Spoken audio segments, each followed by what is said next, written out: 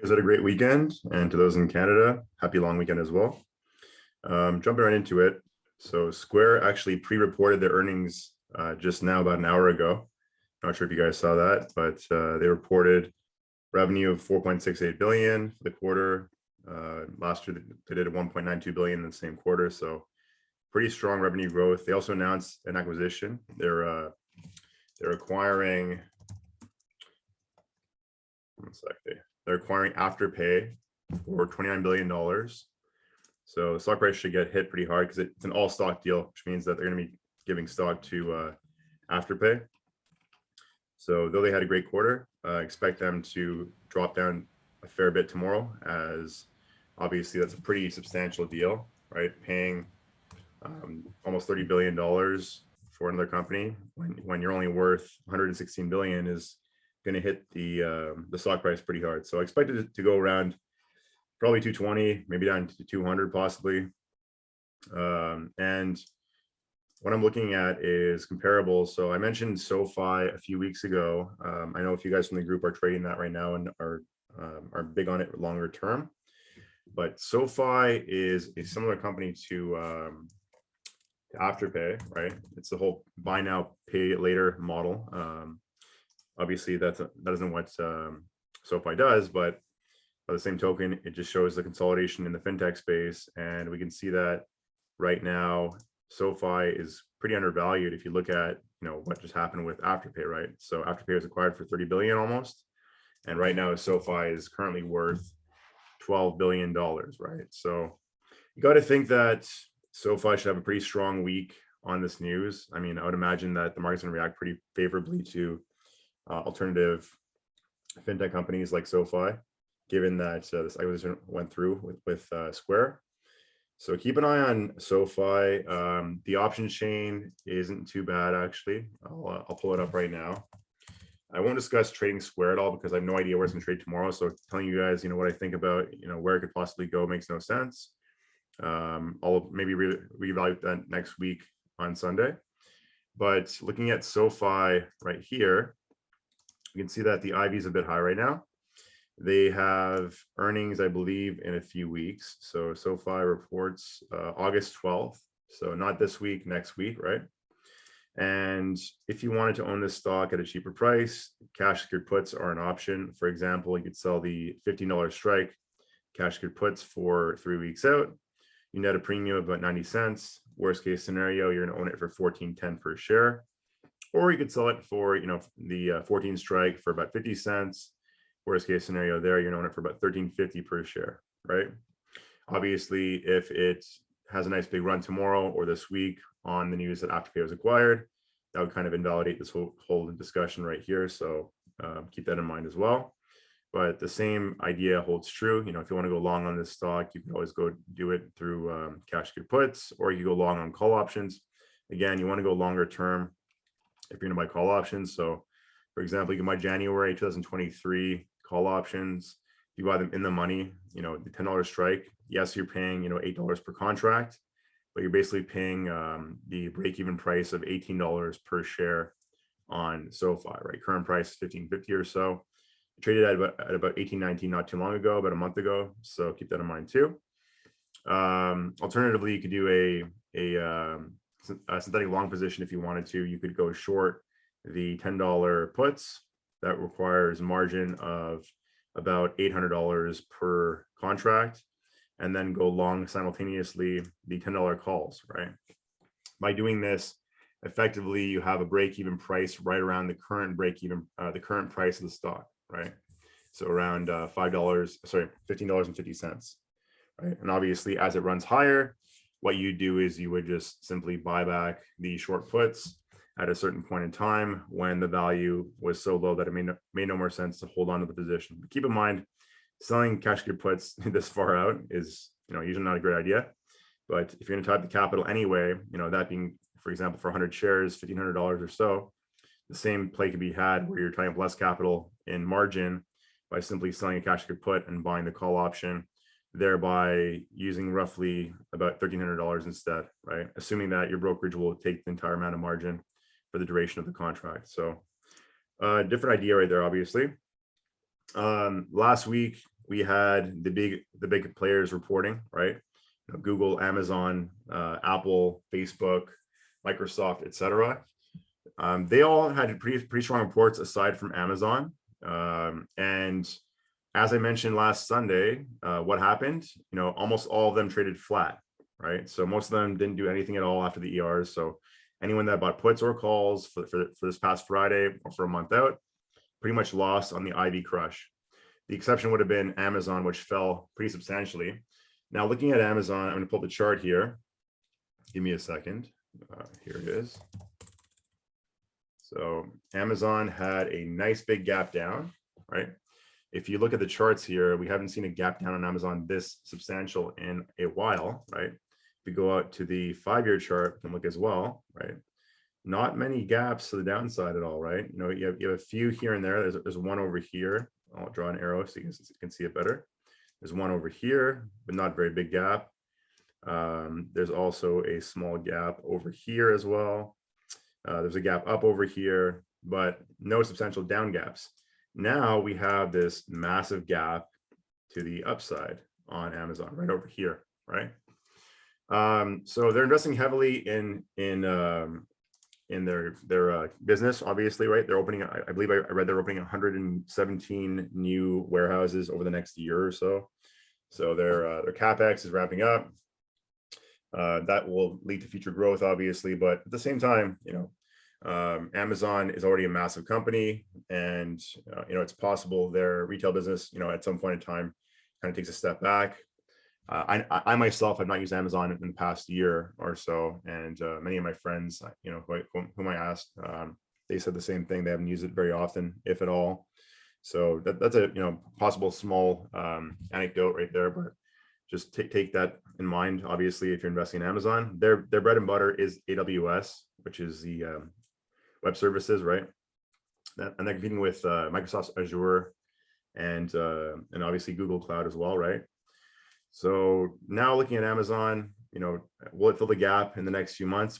Probable, right? But I'm not so sure, given that we're trading at all-time highs right now and Amazon's falling, right? So interesting to watch Amazon, obviously, right now. IV is dying down on Amazon, and I'm not really sure how I would trade it, given that I don't really have a thesis as to where it's going to go right now. So just keep an eye on this. But again, seeing stocks like Apple, Google, Facebook report and then stay flat or fall, even on good reports, right? So Apple had a very strong report, great quarter.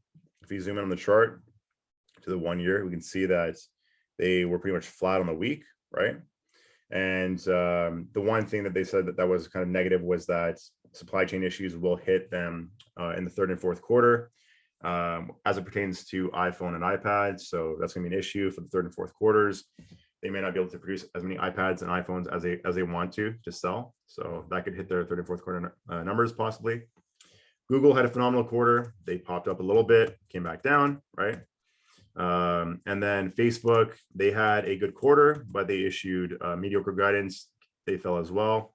I'm not too bullish on Facebook. I think they have a lot to fall. I think they could fall into $300 or so, just because I feel like they're kind of saturated in terms of growth right now, and they can't really grow too much more. But obviously that's my own unique opinion, and I wouldn't invest on it if you don't understand my mindset.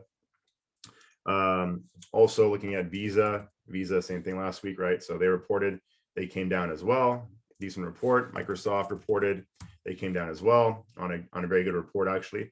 I'm very bullish on Microsoft. I think they're going to do the same thing they did last quarter. So expect a pullback now over the next couple of months, probably to around the 270 area, followed by a push back up to all-time highs before the next ER, probably touching around 300 or 305 before that earning report, which will occur in about 3 months. So keep that in mind too. That being said, the markets are pretty frothy right now. Historically speaking, August and September are the worst months for the markets. So trade cautiously, obviously. And this coming week, we have a number of names reporting, but none of them are the same size as anyone that reported last week. So just going through them fast, we have tomorrow Take-Two Interactive after hours. We have Ferrari in the morning, NXP after hours. We have Solar Edge after hours, Simon Property Group after hours as well. Tuesday morning before open, we have Alibaba, Corsair, BP, ConocoPhillips, Under Armour, right? Among others as well. After close, we have Activision Blizzard, ATVI. Not looking too bad on the chart, actually, on the ATVI. It's down, obviously, right now, but this is one of the stocks that might look a little bit cheaper relative to everything else in the market. So possible we see a decent pop back up after their earning report. I'm not trading it at all. Again, as I mentioned last week, the best way to trade earnings is trade them after the event itself, right? So keep that in mind too. We also have SunPower reporting on Tuesday after hours, Alteryx as well. Wednesday before open, we have General Motors, CVS Health, Kraft Heinz. After hours, we have Roku, Uber, Etsy, Fastly, right? And then Wynn Casinos as well, and Corvo. Thursday before open, we have Moderna, Viacom CBS, Wayfair, and Fiverr. After close, we were supposed to have Square. They already reported, so keep that in mind. If you're trading Square, they've already released numbers. They were good, but they made a large acquisition, which should hit the stock price because it's an all-stock deal. So keep that in mind and watch it this coming week.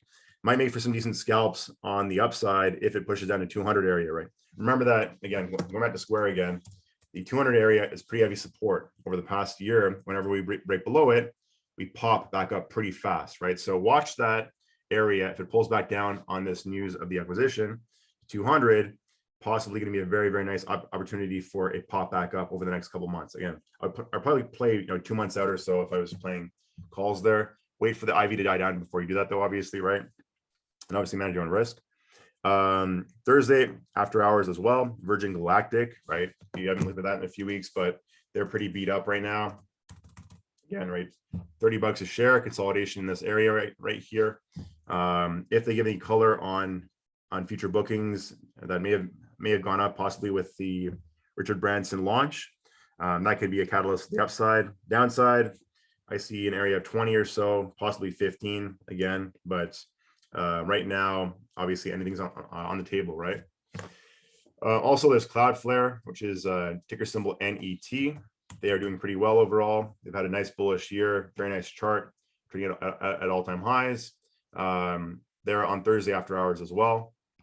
Then you also have Magnite, MG, is that MGNTA? I think it is. One sec. Magnite, MGNI, that's what it is, yeah. So their reports on Thursday after hours as well. Nice consolidation pattern here, kind of forming a wedge and coming to the end of it as well right now. So keep an eye on Magnite, right? They report Thursday after hours. And then we also have Beyond Meat. Friday before open, we have DraftKings and Norwegian Cruise Lines. That's pretty much it, right? So that's it for earnings this week. Obviously, as I mentioned last week, numerous times, just to hammer home the point, wait till after the event before you trade, a ticker, right? Because if you're buying options before an earning event, it's pretty binary and you can either make money or lose money, but most of the time because of IV crush, you will lose money, right? So for example, if you're buying call options and you expect a stock to go up, think about the possible outcomes, right? If it goes down in value, you lose. If it's flat, you lose. If it goes up a little bit, you lose, right? Only if it goes up more than expected, do you actually end up winning, right? So think about that, and playing the earning event after the actual report is out, it's much more favorable to you because you have the IV crush and you have the information in your hand as well. So you can see the market reaction initially, and like AMD, which is a phenomenal play last week, right? I crushed on AMD, one of my best positions over the past couple of years I've had. AMD reported they were flat the day after, and then what happened? They opened up at $90 or so on the day after earnings, and following that, they rocketed up to $97.50. Next day, they were at 105, pulled back down to 102.50. Next day, pulled down to about 101 area, and then popped to 106.40 to new all-time highs. I mentioned this for the past few months. They were consolidating for a long period of time, and now they're breaking out. So we saw that nice breakout from this previous range over here, right?